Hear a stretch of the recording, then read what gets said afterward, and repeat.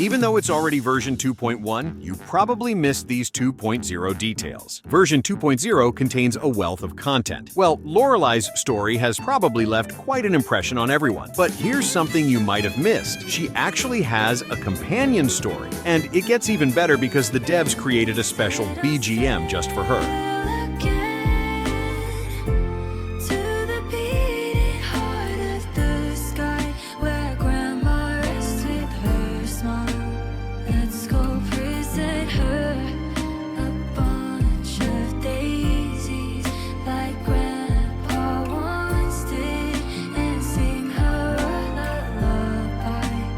In this sequence, the two of you dance together. Floating in a dreamlike world, Lorelai even gently removes her veil, and her legs transform into those of a mermaid.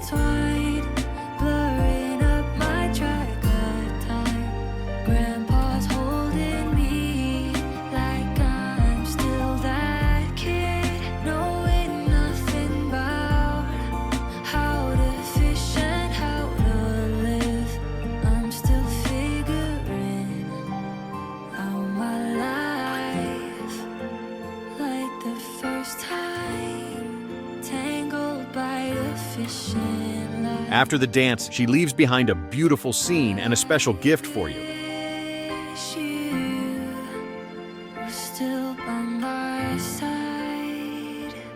The most valuable gift, though? This music record. The video doesn't do justice to her beauty, so you should head to this spot yourself, click on the flower bud, and experience this dreamy journey firsthand. And the 2.0 update's attention to music doesn't stop there. A famous musician, Yuria, posted about how excited they were to collaborate with Wuthering Waves. Their track, A Fairy Tale, is featured in the game. If you're not sure which one I'm talking about, let's revisit one of the most stunning moments in the main story.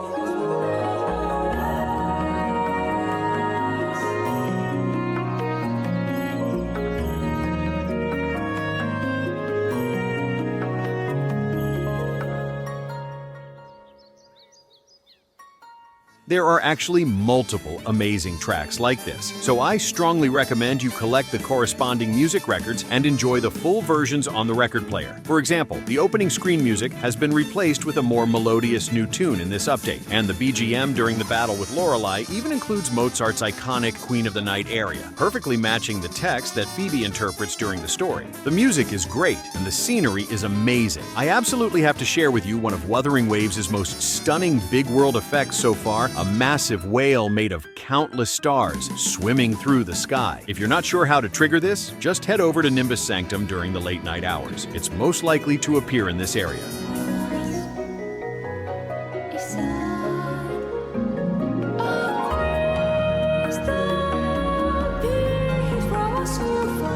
When it comes to effects, it's not just about looking good. Immersion is key. For example, when it rains, you'll see balloons shaking violently in the wind, shell decorations swaying back and forth, and even wet surfaces reflecting the environment. These seemingly small details work wonders for immersion. What's even cooler is the tacit field design. You can simply walk through a door and you're instantly transported to a whole new battle zone, which is massive. By the way, no loading required at all. The only thing that changes when you enter is the Z-axis, which makes me think this area is actually modeled very close to the bottom of the map. Let's check out another piece of content that's been carefully crafted. A single dialogue choice is enough to show the level of thought put into version 2.0. When you first meet Rochia, she's concerned for your safety and hands you a self-defense item. At this point, there are 3 different response options. And get this, each response triggers a different voice line and even changes the character's reaction. Now here's a little Easter egg provided by one of the players. Bro, Fueling and Wooly are here on vacation too. They're right by the stove at Whisperwind Haven. Sure enough, thanks to the tips from the community, I found them there. I even unlocked an advanced Easter egg related to them. We also found these torn pages scattered around the map. For example, once you collect all 4 Reguna City pages, a hidden quest will pop up. If you give the pages to her, you'll unlock the special item Essays on the Ragganese drama. Let me tell you where to find these pages. The first one is at the harbor.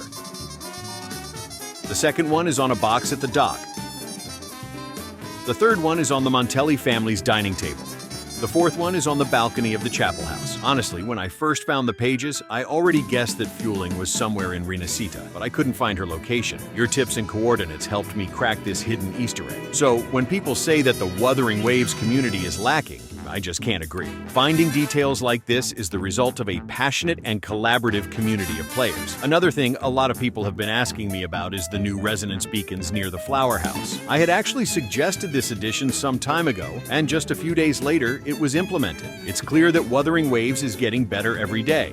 Here's another fun little detail about Rocia. At the Victory Feast after the Carnival, all the adults are drinking nectar wine, but the dev team specially modeled a unique drink just for Rocia. It's probably some sort of juice, since minors aren't allowed to drink alcohol. It's such a cute touch. And there are plenty more adorable details like this. For example, during the Blessed Maiden's cutscene, it talks about how she used to draw graffiti on the prison walls while she was locked up, and one of her drawings is actually Clang Bang. Even the echoes have their own cute moments. For example, you'll see Cuddle Wuddle acting like a sailor, gazing into the distance and scratching its head, or just lying around when it has nothing to do. Lottie Lost is even cuter. She'll just sit there quietly, reading a fairy tale book. As for Diggy Duggy, it's a little more mischievous. You can't even take a nap without doing so on the dining table. The rover also has some adorable moments. When Abby tries to pull us ashore, you can really see the effort in its little expression. And since its claws are so small, it can only cling to the rover's pinky finger. And Pero, he's got all kinds of emotions: happy, confused, even blushing. But Rocia has the most expressive face of all. Her little round cheeks puff up. I just want to pinch them. Now Brant, he's hilarious. As the captain, he's totally bossed around by the first mate. And there's actually a sweet little Easter egg involving him too. In the main story, you'll see Brant carefully teaching a young boy how to grow up to be a man. But to encourage him, Brant gives him a storybook called The Legend of Captain Sparrow, a nod to the famous pirate Jack Sparrow from Pirates of the Caribbean. Oh, and by the way, in Fool's Elysium, there's a secret path where you can unlock an achievement. All you need to do is teleport there, look behind you, and fly over to enter a hole. Just walk a bit, and you'll unlock the Fool's Pathway.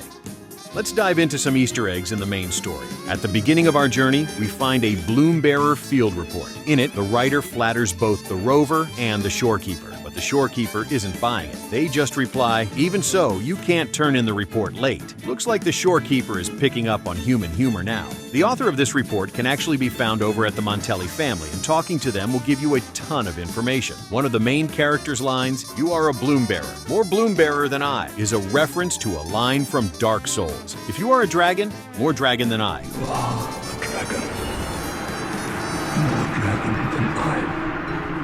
Some of the achievements also have great references. When we first leave the cave, we get the achievement titled Gorgeous View Ahead, Behold, which is a nod to Dark Souls. And when you unlock all the resonance beacons, you get Raganacy Grandeur, which is based on Carrion Grandeur from Elden Ring. One line, "I've given thee courtesy enough," is also an Elden Ring reference. Even the main mission titles have literary connections. The mission, Through the Sea Thou Break, is actually from a 14th century sonnet by Edmund Spenser, and it perfectly mirrors our storyline of crossing vast oceans. After winning the Carnival crown, we get the achievement The Greatest Show, which comes from the musical The Greatest Showman. The movie tells the story of a circus troupe, and it's a perfect parallel to the Fool's Troupe rising from exile to win the Carnival. Finally, the last achievement of the main storyline, The Answer is Driftin' on the Sea, is inspired by the anti-war song Blowin' in the Wind. Isn't it amazing how humanism and spiritual freedom have always been central themes of the Carnival? Like Coletta says, "If the Sentinel indeed permitted such a girl to serve as their spokesperson, perhaps they too enjoy poetry, painting, tears, laughter, romantic tales of nights, and dancing amidst crowds, much like ourselves."